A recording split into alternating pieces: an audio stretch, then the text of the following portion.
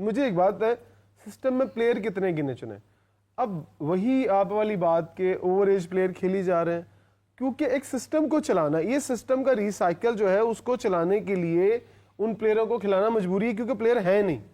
آپ یہ بات مان لیں کہ آپ کے ملک کے اندر اب لوگوں کا کرکٹ سے انٹرسٹ ختم ہو چکا ہے, نہ کھیلنے والے, نہ دیکھنے والے, نہ اب اپنے بچوں کو گراؤنڈ میں بھیجنے والے. بتائیں آپ اپنے بچوں کو گراؤنڈ میں, اگر آپ کے بچے پلینگ کنڈیشن میں ہوتے تو آپ انہیں گراؤنڈ بھیجتے کھیلنے کے لیے؟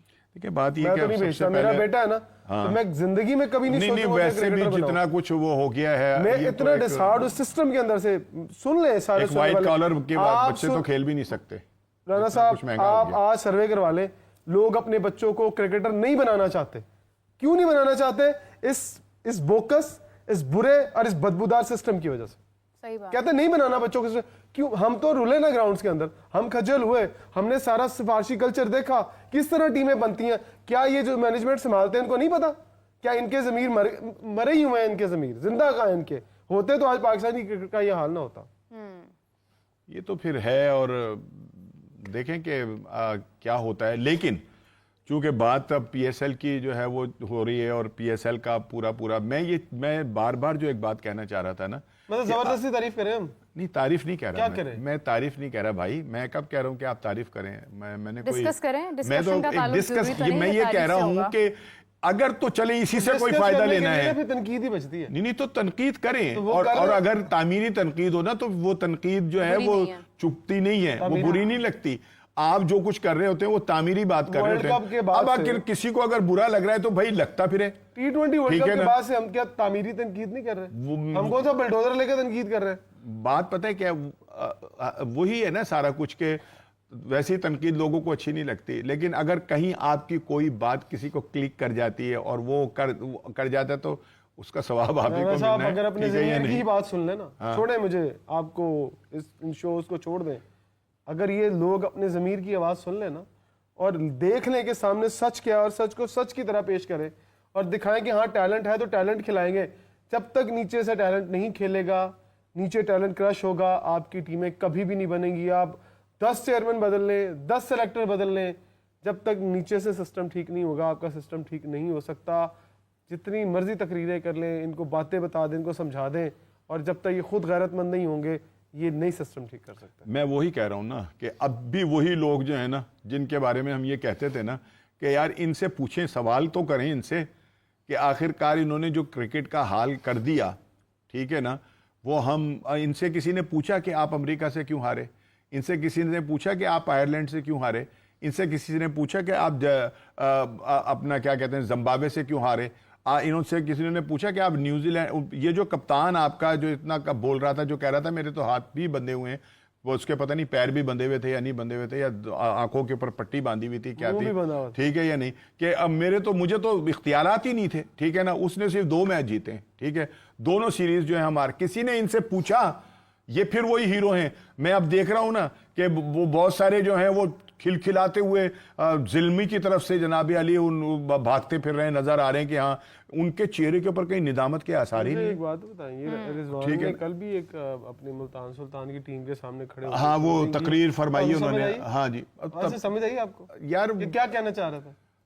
کہنے کیا چاہ رہے تھے, مطلب کہیں کی تیتر کہیں کا بٹیر, بس ٹھیک ہے. انسٹاگرام اور یہ ٹویٹر بھر جاتا ہے پھر ان چیزوں کے بعد. ہم ہار جائیں, کو کہہ رہے ہم ہار جائیں, کوئی بات نہیں, کہیں نہیں جانا, کہیں نہیں جانا. کسی کو کوئی کام بھی ہے نا تو پی ایس ایل کے بعد رکھے. ہاں نہیں, اور ہم ہار بھی جائیں تو کوئی بات نہیں بھائی. جب آپ وہ میری نا والدہ اللہ انہیں جنت نصیب کرے, وہ جب ہم سودے کے لیے ہمیں کہا کرتی تھی نا کہ بھئی یہ جا کے سودا لے کر آؤ, اور ہم رونے لگ جاتے تھے, ممی نہیں اس کو کہہ دیں, ایثار کو کہہ دیں میں نہیں جاؤں گا, یہ وہ زبردستی بھیجتی تھی. تو وہ ایک جملہ کہا کرتی تھی, اللہ ان کے درجات کو بلند کرے, وہ کہتی تھی کہ روتے جاؤ اور مروں کی خبر لے کر آؤ.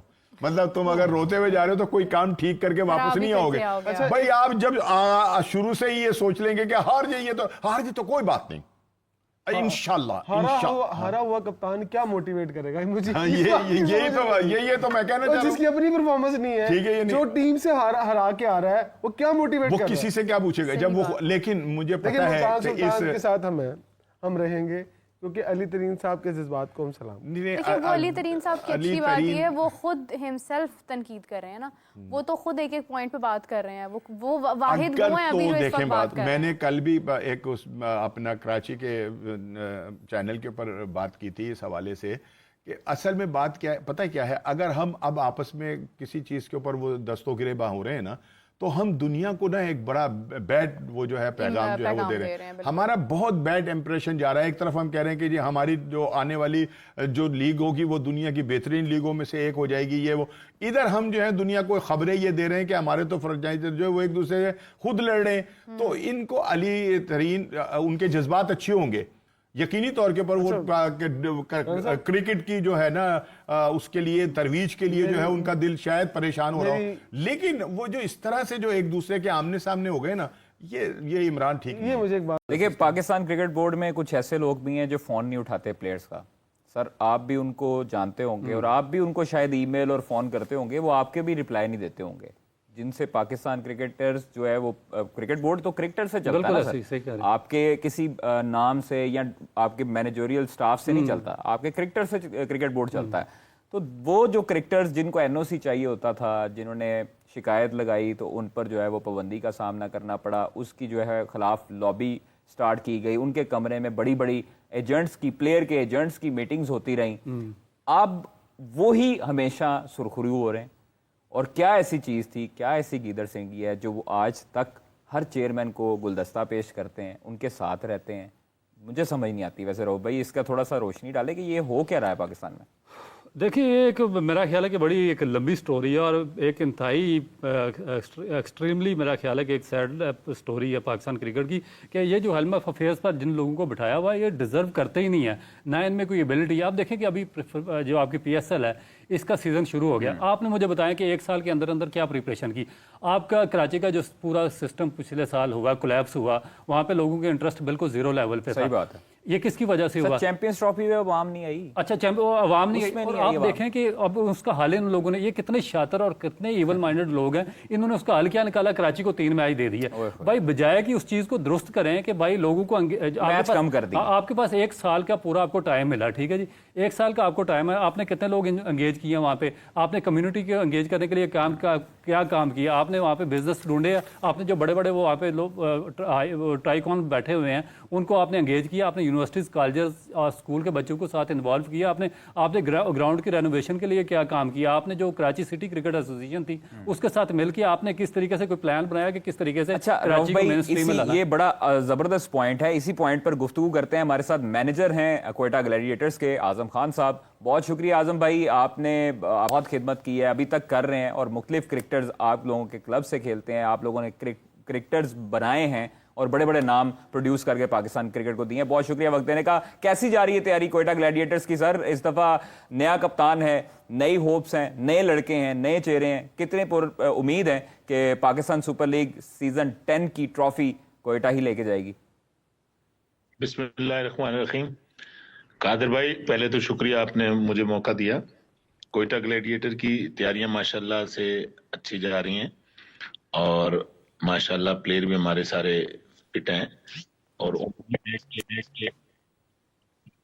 उम्मीद है कि हमारी टीम इंशाल्लाह ये टूर्नामेंट जीत लेगी।